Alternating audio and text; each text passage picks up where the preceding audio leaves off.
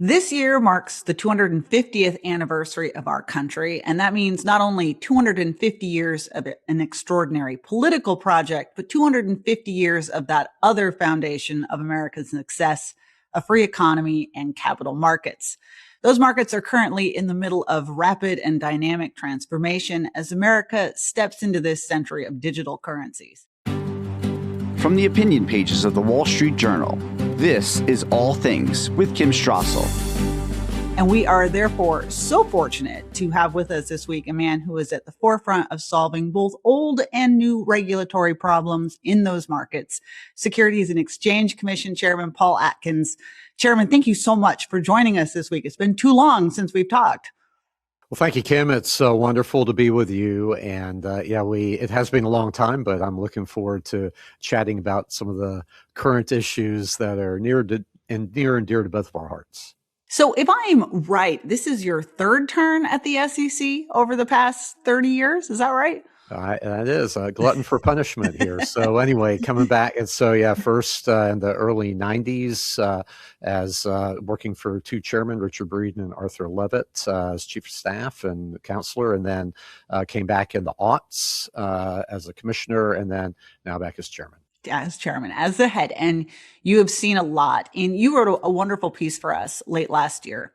And I just want to start with this because you noted, and I'm going to quote here, when promoting the initial federal law regulating sales of securities in 1933, President Franklin Roosevelt explained that its purpose was to protect the public with the least possible interference with honest business. How accurate do you think that statement is today when we describe the SEC? Well, let's say that there just has been, piling up of regulations over the years, and which, if you just look at public company disclosure, it has produced a lot of information, but it also, that surfeit of information, I think, helps to obfuscate sometimes more than illuminate. And the real standard is, what is material for a reasonable investor. It's an objective type of test that the Supreme Court set out. So not what any particular investor thinks, but what a judge will look at as a reasonable investor, what that person needs to know to basically make a decision to buy, sell, or hold his securities. Well, and that's one of the things, and I love about what you're doing at the SEC is you are out there pushing it to be at the front of this whole new digital revolution. And we're really going to get into that in a minute, but not at the expense of attacking some longstanding problems in my mind of SEC regulation. And you just mentioned one, which is obviously disclosure. It sounds like you think that, and you have said this, that we have kind of erred way too much on the side of requiring a lot of information out there that is maybe producing more noise in the market than it is actually helping investors and producing transparency. Tell us what you think the problems are there and what you're thinking of doing to remedy this. Well, it's just a matter of over the years things have built up where the SEC has identified something that it thought ought to be disclosed, but then there's not really been a retrospective look like how has that grown out of all proportion, in fact.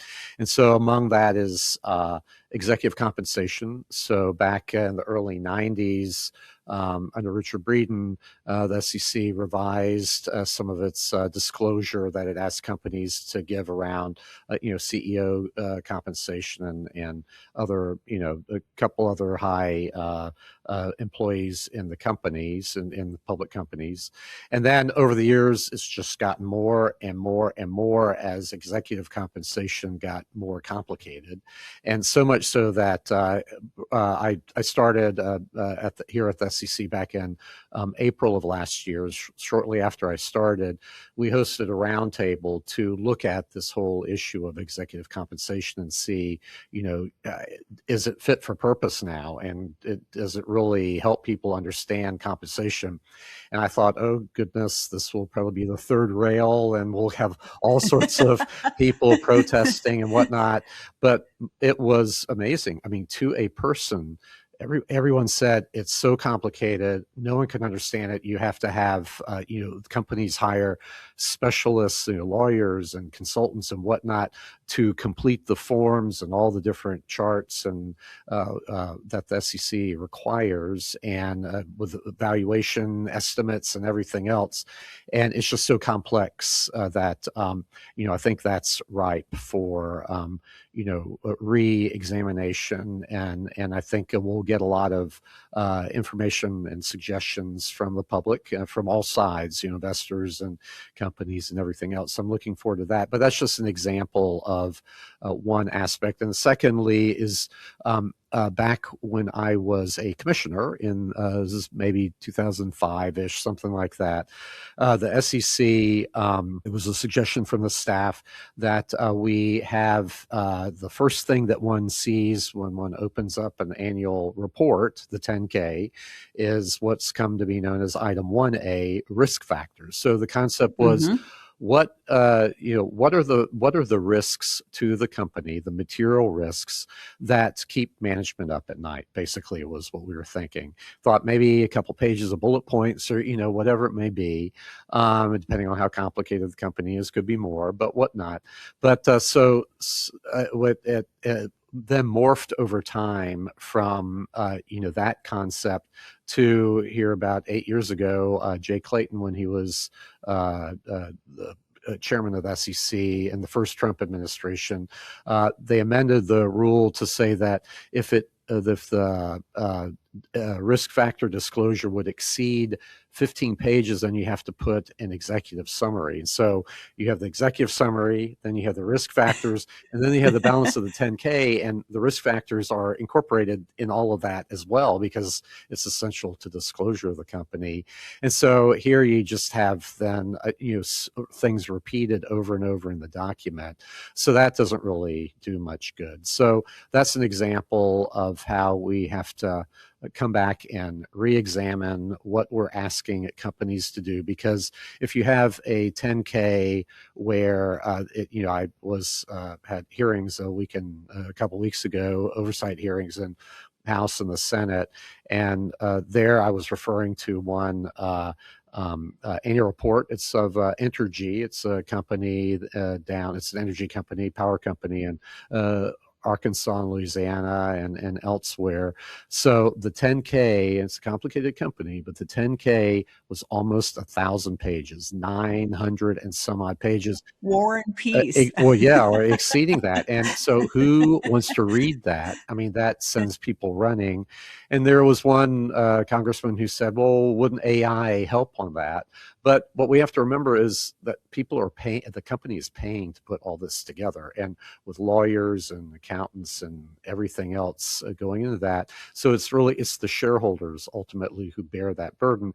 And if it's not helping the shareholders understand the company, then, what good is it doing? And if it turns people off saying, I'm just not going to even look at that, I'm just going to rely on Reddit, then or my neighbor, what he says, I mean, that's not what we want either. So going back to what you said, Franklin Roosevelt was talking about, we need to reorient ourselves back to materiality, back to what people need to know about the company. And instead, the reason why these documents have grown so much is fear of litigation.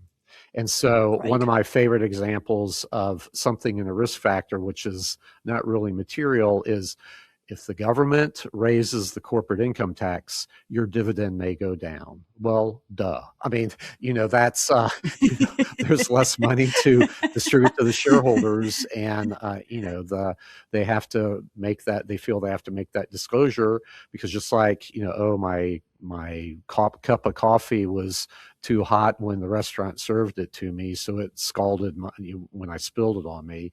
Things like that. These are the risks that companies feel they have to disclose, because if they do get sued on something that's rather not a real material risk to the company, then it's or to the investor, is something that they could be held liable for. They feel like they have to disclose it. Well, you make a great point about the liability, because obviously it's this balance. You want shareholders to have the material information that they need.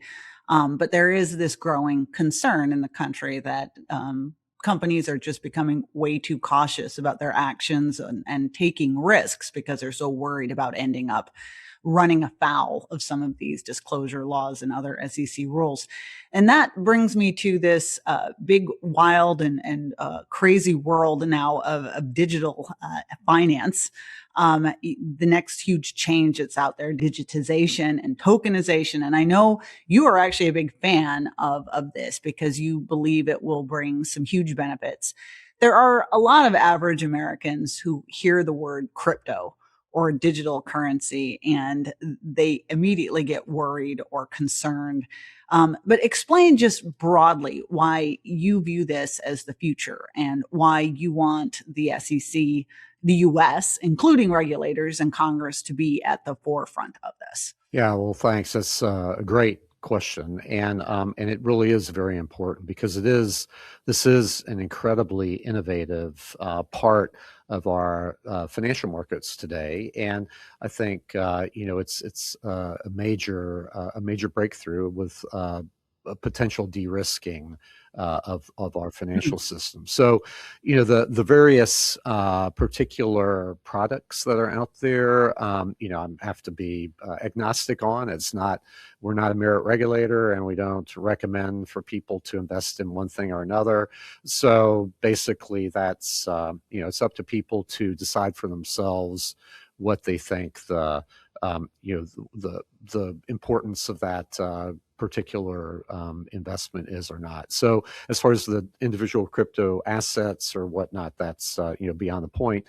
But really, the distributed ledger technology of blockchain technology is, Mhm. I think, offers a huge amount of transparency and of immediacy.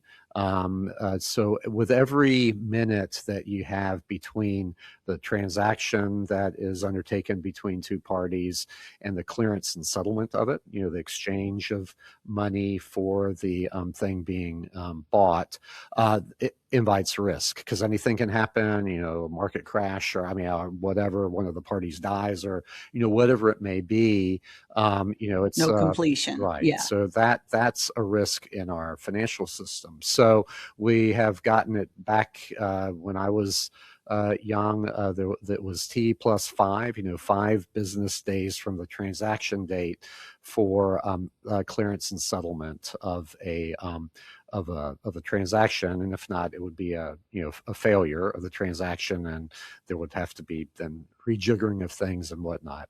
But so now we're down to T plus 1. So I think that's been a big achievement, and so I salute my predecessor here at the SEC for getting the market to T plus 1. But as far as now, we have a prospect for many instruments, perhaps actually T0, where meaning that you have an immediate delivery versus payment and payment versus receipt on chain by use of stable coins or other tokenized products, for example, tokenized bank accounts or tokenized money market mutual funds and things like that. And so that really does, or plain old Bitcoin or other cryptocurrency. So that offers, real certainty for a transaction. And so I think that's to be saluted because that then will have, just a real profound effect on the financial system. And we may have to build in hurdles for, against fraud or, whatever else may be there. Because, once you press that button and it's gone. So anyway, but still the concept of, same day settlement would be, pretty amazing. So de-risking through same day settlement. I've also heard you talk about the importance of transparency and that when you're talking about tokenization on a blockchain, and I think a lot of people might be surprised to hear this, there's a lot of companies that are not quite sure where all of their shares are. This is an opportunity to have a lot more transparency about where things are in the market. Just to go back to a term you just used, you have this crypto task force, which is essentially, I guess I would describe it as trying to put together a framework for a holistic, transparent treatment of crypto assets under securities law. And a big piece of this is what's known as you just said, tokenization. Just explain that a little bit more, what it is and how it works, and what you guys are looking at when you talk about tokenization. Well, so for example, to put a security, the share of common stock of IBM or whatever company you want to choose. But right now, well, actually, again, going way back into the 1940s, 50s, 60s, those shares of stock were represented by a piece of paper, a certificate. Mm-hmm. They're really very cool looking. It's like a piece of artwork. It's really pretty neat, but those are pretty much gone now, and it's moved towards a digital, notation of that share of stock. So it's kept, the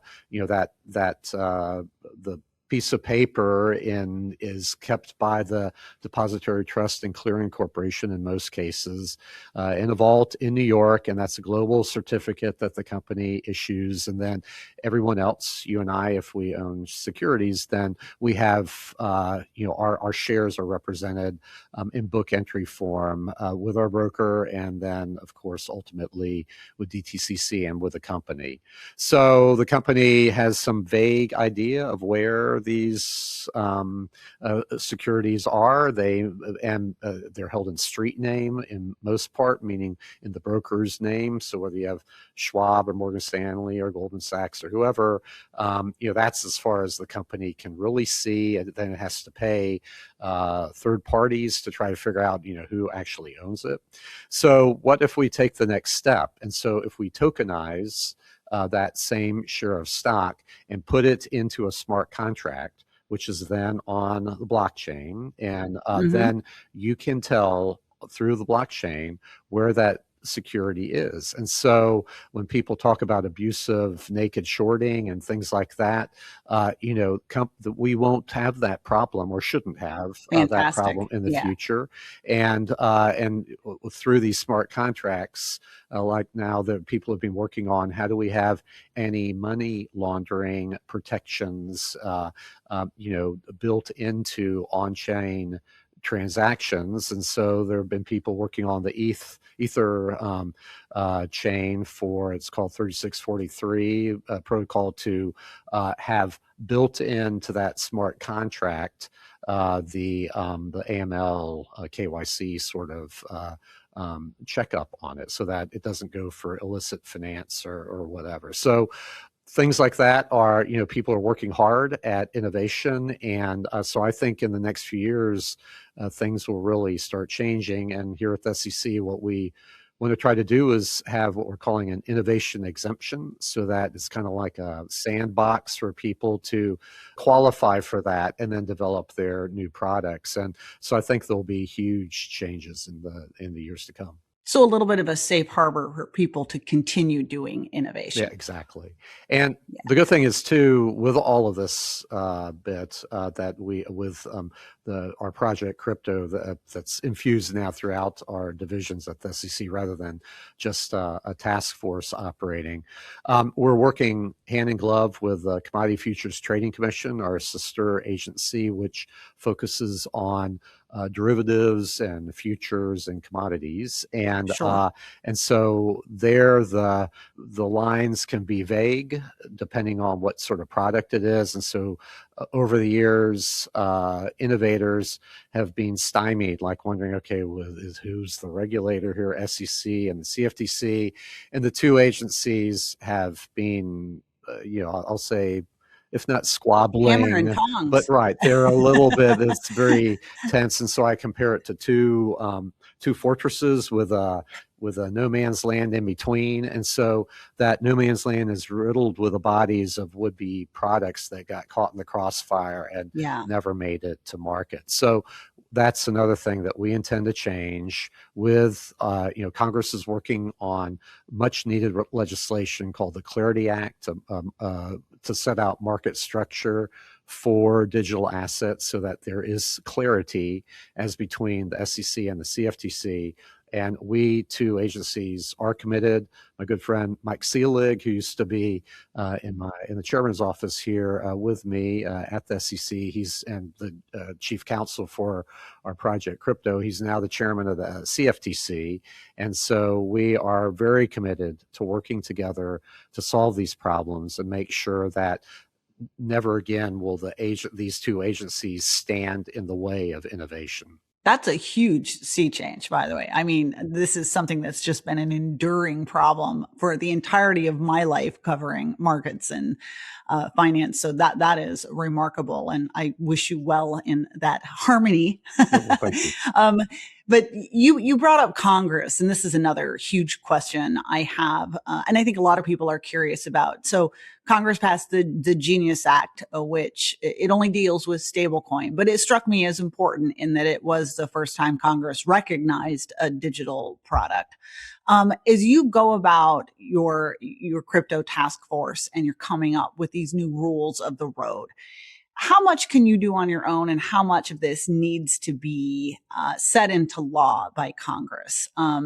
Or is it a question of you can do some things, but it would be a lot more enduring if this was something Congress got across the line? That's exactly it. So we can work together and collaborate. We can pass, we can adopt joint rules and that sort of thing.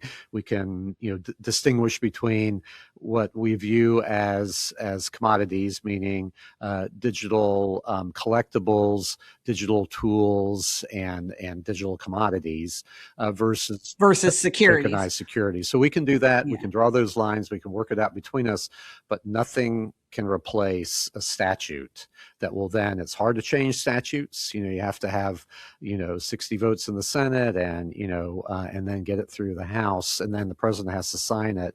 So that is an enduring type of construct. And so we really do want and need to have that just to future-proof what we're doing, so there's not going to be backsliding in the future.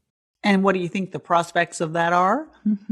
I'm hoping, I think, it sounds like they will do it here this year. And so I'm looking forward to that. And obviously I'm not a member of Congress, so I don't know all the dealing that's going on there, but I take everyone at face value that they want and need this, and that'll go through. So I'm really very supportive. We at the SEC have been providing both houses what we call technical assistance, telling them how their ideas can mesh with the current securities framework, and the CFTC has been doing the same. So I think they're well provisioned as far as their knowledge of how their drafts will affect the marketplace or not. And so I think all that is great. And so I'm looking forward to their taking good, swift action this year, and the president getting it to the president's desk and for his signature. I'm actually oddly hopeful about this. I think part because it's actually like a new area that Congress has some actual interest in, unlike, for instance, solving Social Security. So there's actually a little bit of enthusiasm around this topic. Last question for you as we go, and thank you for your time. The U.S., in my mind, obviously, is still the best place to invest in the world. And I know you guys are also taking some steps to make IPOs great again, to further attract that kind of interest. But as you look forward over the next decade in particular, what are the biggest risks you would see to the U.S. ever losing that number one position? Well, I think, as long as Americans keep their sense of, risk-taking and embracing the future, and that they put their money wisely into the capital markets in a diversified manner, not all their eggs in one basket, but that they take risks. We have an incomparable risk on attitude in this country. And whenever I talk to Europeans or the Japanese, it's always, how do we get our sense of risk taking back? Because after all, America was settled by people who got in rickety wooden boats and sailed across the stormy sea and arrived with nothing to build. And so that's part of the American story, obviously. And in Europe, the people who stayed obviously didn't take those risks. So, but it's a good way to put so, it. but they still did. I mean, America is an investment. The Europeans, they had public companies that the Dutch and the English sold stock for people to invest in. The companies that settled in the U.S. Financed the settlements. So anyway, so that was risk taking, and so that's kind of the underlying ethos in the United States, and over the years, building of the railroads and building of our cities, the skyscrapers and things like that are all financed through domestic and foreign investment. So as long as we have a good, strong capital markets that is policed soundly, I mean, we need to get the criminals out and that sort of thing, because there are always bad apples, but they're way outweighed by the good apples who are trying to create something and that's lasting and that builds the life and the lifestyle and the society that we have today. So as long as we don't backslide into socialism, and where if everyone owns something, then basically no one owns it or cares about it. That's the thing. So we have to stick with free markets, free capital, free and freedom to individual liberty, I think, is what really will keep America at the top of our game. And that's what I think America 250 is all about. And so I salute the president and others who are planning ahead for all the commemorations that will happen later this year. Well, what a great way to round that back to the 250 anniversary. And we are so pleased that you took some time to come on. Thank you, Chairman Atkins. We want to also thank our listeners for tuning in. We're here every week. If you like the show, you can hit the subscribe button. And if you'd like to write to us, you can at atkim@wsj.com.